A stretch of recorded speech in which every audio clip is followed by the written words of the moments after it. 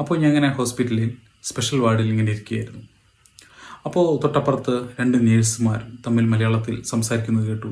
ഇന്ന് fathers day ആണല്ലോ, അപ്പൻ്റെ കൂടെയുള്ള ഒരു ഫോട്ടോ ഇന്ന് കാണുന്നില്ലല്ലോ എന്ന്. അപ്പോൾ സത്യം പറഞ്ഞാൽ അവരത് കേട്ട് ചിരിക്കുകയാണ് തോന്നിയെങ്കിലും നിങ്ങളൊന്ന് ചിന്തിച്ചു നോക്കുക.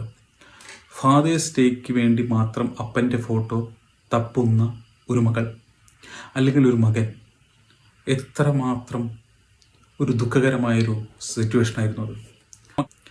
സ്വന്തം മക്കൾക്ക് വേണ്ടി പ്രയത്നിക്കുന്ന ഒരച്ഛൻ്റെ ഫോട്ടോയ്ക്ക് വേണ്ടി മക്കൾ ഫാദേഴ്സ് ഡേ സ്പെഷ്യലിന് വേണ്ടി മാത്രം തപ്പുന്നു. ഒട്ടുമിക്ക വീടുകളിലും അച്ഛന്മാരെന്ന് പറയുന്നത് ഒരു ദ്രാഷ്ട്യ രൂപമായ ഒരു വ്യക്തിയായിരിക്കാം. കുട്ടികളെ പറഞ്ഞ് ഭയപ്പെടുത്തുന്ന ഒരു രൂപമാണ് അച്ഛൻ. ഇന്ന് അച്ഛൻ വരും, പറഞ്ഞു കൊടുക്കട്ടെ, ഇന്ന് അച്ഛൻ്റെ നിന്ന് കിട്ടും എന്നൊക്കെ പറയുമ്പോൾ കുട്ടികളുടെ മനസ്സിൽ ഓട്ടോമാറ്റിക്കായിട്ട് പോകുന്നത് എന്താണ്? അച്ഛൻ എന്നത് ഒരു ഭീകരമായ ഒരു രൂപമാണ്, അല്ലെങ്കിൽ അച്ഛൻ എന്നത് ഒരു ക്രൂരനായ ഒരു വ്യക്തിയാണ്.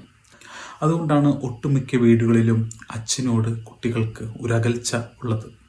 അച്ഛൻ എന്ന് പറഞ്ഞിട്ട് എത്ര പാട്ടുകൾ മലയാള സിനിമയിലുണ്ട്. എന്നാൽ അമ്മയ്ക്ക് വേണ്ടി എത്രയോ അധികം പാട്ടുകളുണ്ട്.